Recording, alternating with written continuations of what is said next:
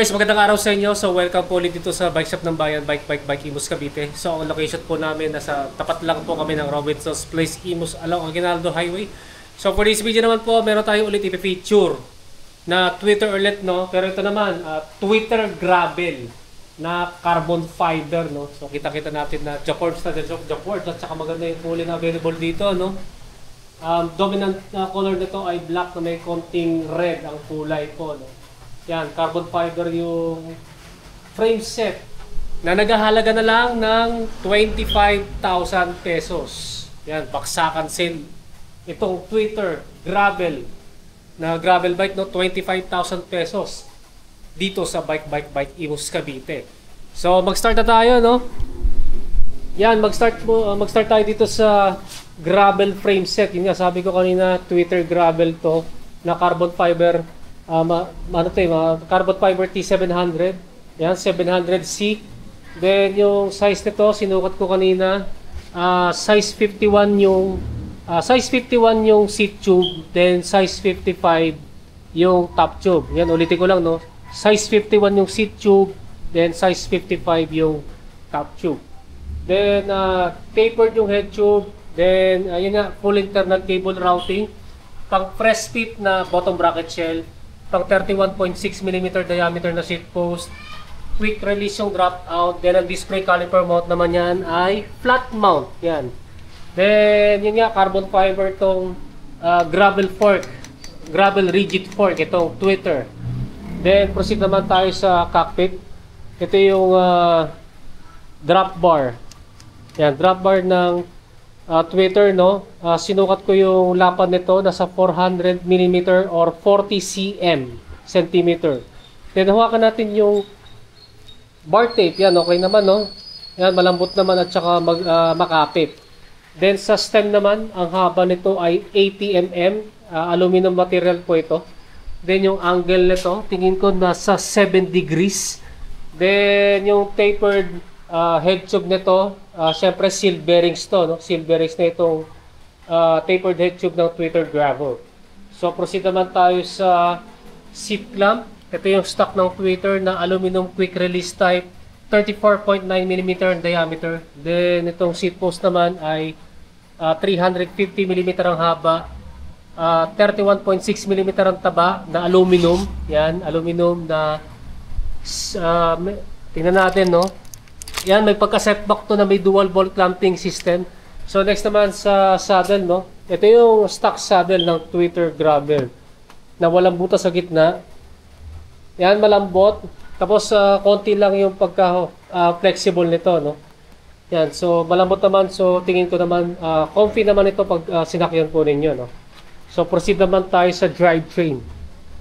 Yan, ito yung drivetrain ng Twitter. So pag Twitter yung bisikleta, yan, ito ay retrospect na group set. Yan, retrospect by Sensa na group set. So ito yung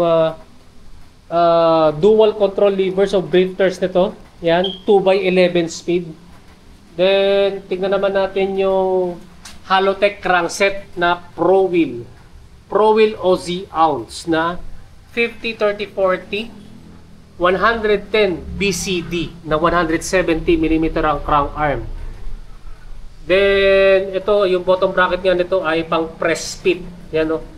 Then yung ano naman yung FD, yan, retrospect.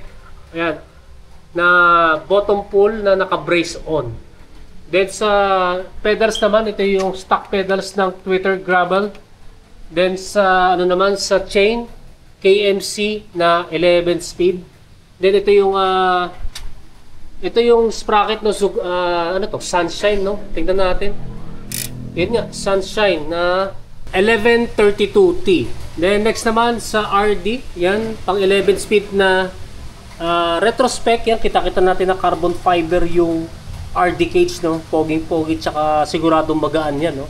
Yan, so ito nga yung sa drivetrain nitong Twitter Gravel bike. Sa wheelset naman, ito yung gulong, no? Innova Pro Stampede na 700/40C na wire bead, no, na tan wall. Then sa rims naman, retrospect. Yan, retrospect na aluminum double wall and 24 holes Then next naman sa spokes and nipples, ito nga stock to, no? Retrospect din ito. Then next naman sa hubs, ito yung stock na ano, ito yung retrospect. Yan, paturugin natin to, sound check natin to kapag naka free wheel.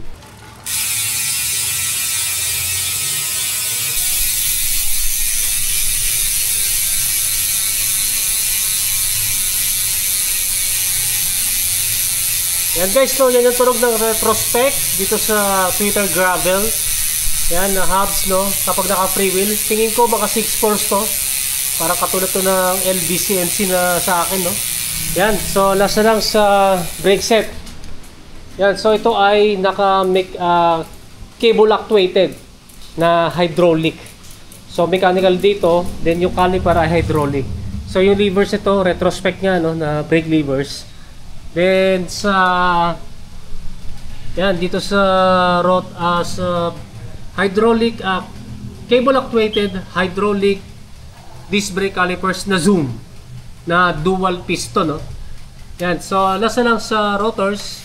Ito yung Pro by EN. Yan, Pro by EN na 160mm ang diameter, harap tsaka likuran. Pares na floating and bolt type disc brake rotors. So yun guys, ito nga, no? Ito yung poging-pogi at napaka murang Twitter gravel bike. Then ang timbang naman ito, tinambang ko ito kanina, 10.22 kilograms. Sa gravel bike, sobrang gana nito. At ito nga, kasi nga carbon fiber, no? 10.22 kilograms. And yun nga, baksakan ng presyo nito, nasa 25,000 pesos na lang ito. Yan. So, sa mga interesado, ang mode of payment po namin para ma-avail niyo yung discounted price, cash, GCash, or bank transfer. Sa ano naman, sa credit card, mga local cards, pwede naman, pero straight payment only, then babalik po yan sa regular price, no? Then sa installment naman, ang available namin dito ay home credit or Salmon financing.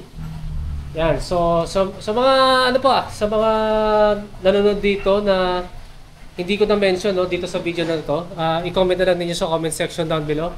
Yan guys, maraming salamat sa inyong panonood. And don't forget to subscribe sa aking YouTube channel. Pakiclick na lang yung bell notification button para matotally notify kayo.